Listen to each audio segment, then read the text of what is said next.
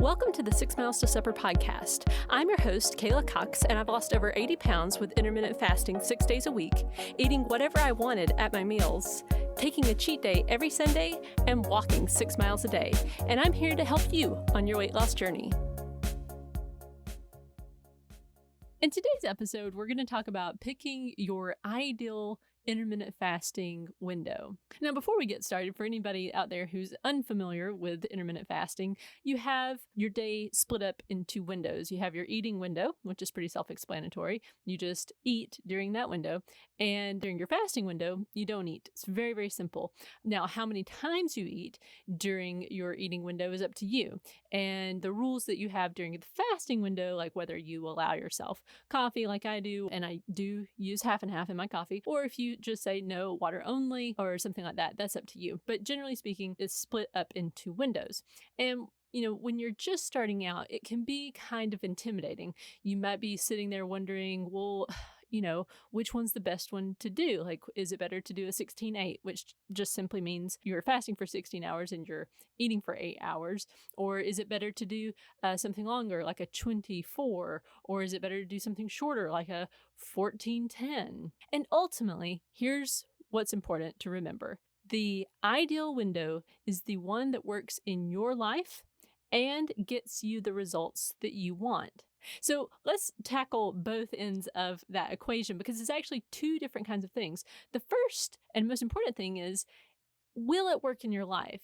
And really the only way to know will it work in your life is to go out there and try it. You can sit there and theorize all day long about whether a 16-8 will work in your life, but until you actually go and do the thing, you're really not going to know. Ultimately, it's a guess. Now look, if you have not tried intermittent fasting at all, and you're just kind of feeling overwhelmed, I would encourage you to simply sit down, be in a quiet room. If you've got kids, put the kids to bed, or wait till they're down for a nap if you've got little ones. But you need to be in a space where you can think, where you can really get some thinking done, and look at your life, look at your day-to-day life, and ask yourself, if I did intermittent fasting the way I'm thinking about doing it, what might that look like?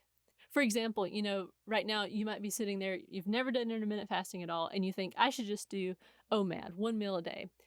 And, if right now you have the type of life where you all sit down as a family to breakfast, and then you all sit down again at lunch, and then you all sit down again at supper, OMAD will probably be an absolute nightmare for your life. Although, on the other hand, other people have different types of schedules where OMAD works amazingly well. It doesn't interrupt their life, and it just fits. So instead of trying to say, well, which window is the best, look at your life and say, which intermittent fasting window would work the easiest, would fit the best in my life as it is right now? Because look, it is difficult to change your schedule. It's difficult to make any kind of change. So instead of trying to make these drastic changes, just try to look and see, well, what might work? Could you push breakfast a little later and push, supper a little earlier? You'd be amazed at what that can do. That can make a pretty good window with barely any change to your life. Also, when you're sitting there thinking about your life, think about those weekly events, the things that happen. If you've got something that happens every Wednesday, like maybe, through the week, generally speaking, you could get by with not having, breakfast or lunch, but there's something on Wednesday where you are doing a lunch every Wednesday. Consider that beforehand, because there are always going to be trade-offs to be made. So like if you're saying, well, OMAD would work every day except for Wednesday, then that's fine. You could do that kind of thing. There are no rules when it comes to what kind of plan you make for yourself. You can do a different window each day if you want to, but I will tell you it's much, much easier. Just mentally it's easier, and physically, hunger-wise, it's a lot easier if you get into a consistent routine of every day I eat between these hours. For example, I do 6 days a week of intermittent fasting. I always take Sundays off. So that is one change that I that I do have to experience. Every week I have to go from on Sunday having like a day off to back on Monday, getting back in the swing of things. And so there is a little bit of hunger that I experience on Mondays. And that's a sacrifice I make, but that I want to make because I enjoy having that day off on Sunday. And so what you may find is, yeah, it's going to be a sacrifice because maybe on Wednesday you're going to eat differently. So then Thursday is going to be a little bit more challenging. It's going to have some more hunger, and it's just going to be like getting back into the swing of things on Thursday. But you can do that. It's about looking at your life and then seeing what fits. And by the way, it's a lot easier to troubleshoot your plan if you're doing a consistent thing week in, week out. And while we're on the topic, when you pick your window, whatever it is that you finally pick, what you'll probably find is that it won't work perfectly. Life's not perfect, first of all, but you're probably going to get on it and there'll be times when it just won't work. And the key with that is you have to get back in there, figure out what went wrong, make a tweak, and then do the plan again.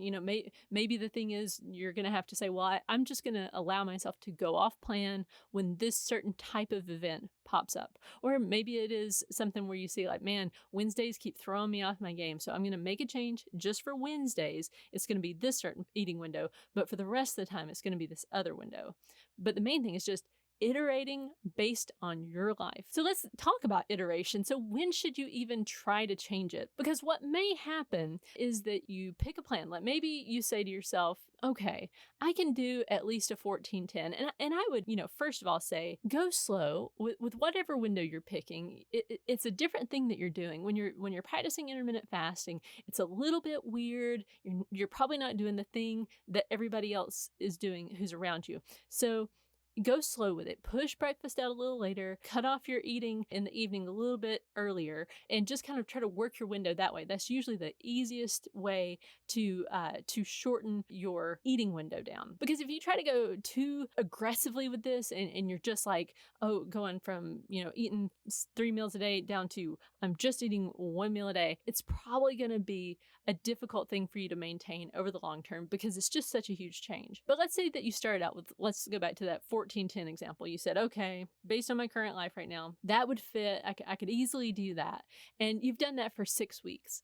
And you've been very consistent with that. You're doing great, but the scale has not moved at all. And that can happen because, you've got a pretty long eating window there. So you can do a lot of potential overeating and emotional eating during that time. And so what you can do then is to ask yourself, okay, is this giving me the results I want? And if the answer to that is no, no, I want to be losing weight right now, so this is not going to work, then that's okay. You can then make a tiny tweak. You can say, okay, the 14-10, I'm pretty used to that now. And I see now that I could push this to maybe a 16-8, and you just maybe work your way up to a 16-8. And what most people find is that they do eventually get to this point where they've got their fasting window long enough so that they do start to lose weight. Because, once your meals get closer together, you aren't as hungry for each meal.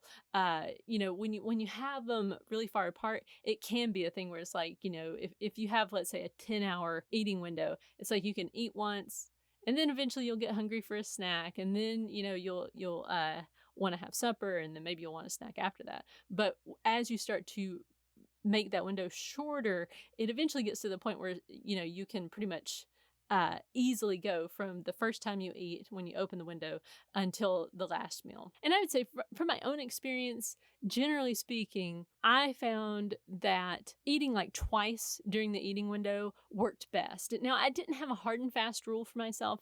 I just found that for me, generally when I was wanting to snack, it was really tied to emotional eating out of boredom, that kind of thing. It really wasn't about actually being hungry. So I found that if I just said, okay, eat enough at the first meal so that I'm not hungry until my second meal, that worked a lot better. And so if you find yourself being in the position where you're at a point where you feel like this is the longest, fasting window that I can really work in my life. And that's an important thing to recognize. Anything longer simply won't work. Listen to your intuition there, because, it's much better to find the thing that's going to fit in your life than it is to try to like basically force a square peg into a round hole. If that's the case with you, I would say just start to get super focused on not emotionally eating. Also, really pay attention to if you are overeating at all. So, if you've cut out emotional eating and overeating, and you're still just simply not losing, and you actually have weight to lose, if you're down at a normal BMI, it might just be time to stop losing weight. But if you really are very overweight and you're at this point where you really can't move your fasting window out any longer, then I would start to look at portion sizes and just trying to have a little bit smaller of a portion size. Now, for me personally, I do better and I find it much easier to have a longer fasting window than to cut portion sizes. That's just how I'm built. I like bigger meals. So like that whole small, 5 to 6 small meals a day just doesn't work well for me. Now, maybe it could if I really worked hard on it and I mean, just really trained myself. I could probably get there. I think anybody probably could, but I'm just talking about my natural tendencies. I like to have a bigger meal. So that's, for me, that's the sacrifice I kind of made with myself, was like, okay, I don't get to eat as long of a window, but I do get to eat big portions. But, with your own self, it might be, well, okay, I'm going to give myself a longer eating window, but I'm going to have smaller portion sizes. And that may work for you. Ultimately, the scale will be your guide here. It will tell you the truth, whether your plan is working or not. If you're wanting to lose weight, then track your weight, because what gets measured gets managed, and you want to know where you're at so that you can see if you're making progress. If you don't have any idea what the scale's doing, it's going to be very difficult to know, should you keep going with this plan? Should you make changes? What is it? So once you get your window that's working and it's providing you with those results, keep going with that. If it ain't broke, don't fix it. There is this tendency that I think we all have to continue to listen to see what other people are doing. Like, hey, well, they added this or they went to OMAD. I'm just doing 2MAD. So, well, if they're doing that, then I could have faster results. Resist the temptation. Look at your life. There's a reason why you picked this particular window and you said, this is what I want to do. So honor that with yourself and stick with what's working for you. Remember, your life is totally different than someone else's life. So just because it's working for them does not mean it will work well for you or that it will fit well in your life. And what you may find as you're going along, you're losing weight, and it's all going good. And then you kind of plateau for a while. For most people, what happens is that plateau might last, 6 weeks or maybe even up to 12 weeks, but eventually it breaks and it continues on. But sometimes what happens is you kind of gone as far with that plan as you could, and then you may need to, if you're continuing to want to lose weight, you'll need to maybe lengthen the window or again, cut down on the portion sizes a little bit. But ultimately it's up to you. And then once you get down to maintenance, you might be wondering, well, what do I do then? And I would say you just keep going with whatever was working for you. I mean, for the vast majority of people, once they hit their goal weight, it's not that they're really continuing to lose anymore. Most people find that the weight loss slows way down right as they get down into the normal BMI. So whatever got you there will keep you there. So if a 16.8 was working for you and you get to maintenance, just keep doing the 16.8. And if you cringe at the idea of that, like you think, oh, geez, I don't want to be doing this forever, then start doing something else. Figure out a different plan, because that's a signal right there. It means that you're not enjoying intermittent fasting. Weight loss is ultimately about permanent lifestyle change. And it's just a recurring theme I have pretty much made a study of people who are successful with weight loss and those who aren't. And a common thing that I hear over and over and over again from the people who got it off and kept it off was it was a lifestyle change. It had nothing to do with, oh yeah, I just found this great, really difficult diet and I dropped 50 pounds in 2 weeks and I kept it off forever. It's more like I had to change my life. And so finally, I would encourage you that once you get, the window that seems to be working for you, just continue to do a weekly check-in with yourself, just emotionally, how am I feeling about this? Is it working okay? Even daily, just noticing. Always be on the lookout, first of all, for resentment. If you start to think, oh man, I really hate that I don't get to fill in the blank. I don't get to have lunch with my husband, or I don't get to do this or that. listen to that, press pause, make a little tweak to your plan so that you can still do the things that you want to do and give yourself the things that you want, but also that you'll continue to have results. And then also monthly, be looking at your numbers because, really the day to day and even week to week fluctuations in weight, those aren't going to be as much of an indicator of whether a plan is working. But over the long haul, I'm talking 6 weeks of time of your 7-day average, see how that's trending over time. So like 6 to 12 weeks, how is the number moving? Because again, because of plateaus and because of just the way life is sometimes, a lot of times people get thrown off plan, like vacations and that kind of thing. So sometimes it can be kind of, you can kind of lose the forest for the trees. I would say, once a month, really sitting down with your numbers and looking at the trend, see what's going on, and see if you're making progress towards your goals. And if you're not, then going back and looking at your window and thinking, okay, what's going on? Is there a problem with my consistency? Or, maybe I need to make it a bit longer, or maybe I need to say, okay, well, the windows are good, or the windows are at the max of what I want them to be. So what might I do? Another idea, but I hesitate to encourage this, is moving a bit more. The thing that I've found, and I know that's a very common thing, people say, well, if you find that the scale's just not moving, then you need to get out there and move more. But what I found for myself was when I exercise a lot harder, my appetite really increases. And then what can happen is because my appetite increases, I end up eating more. And so then it can just be kind of this really frustrating thing where I'm working out much, much harder, but the scale's still stuck because I'm eating more. So just be aware of that might be something. I would encourage instead small little tweaks of your eating, the actual eating that you're doing, as far as like slowing down your eating, not being distracted when you're eating, and make sure you're not overeating, and make sure you're not emotionally eating, and just focusing on those types of things as opposed to, worrying about, working out super, super hard or changing what you're eating. Because as you guys know, I eat all the food. I don't restrict myself from anything. So I hope that this episode has helped you think about your window, about how if you're stuck in indecision, I hope that today you will sit down, look at your life, pick a window, and then try. And remember, you'll probably not pick the right one at first. It'll probably be wrong, but that's okay, because then you'll know, like, okay, that doesn't work. Let's try the next thing. So thank you for joining me in this episode, and I'll see you in the next one. Hey guys, we're 99% of the way there. The fundraiser for the 2 pediatric bubble CPAP machines for Elwa Hospital in Liberia only needs $66 more left until it's funded. This DonorSee project will save dozens of lives every month, and I'm really excited to see it get funded.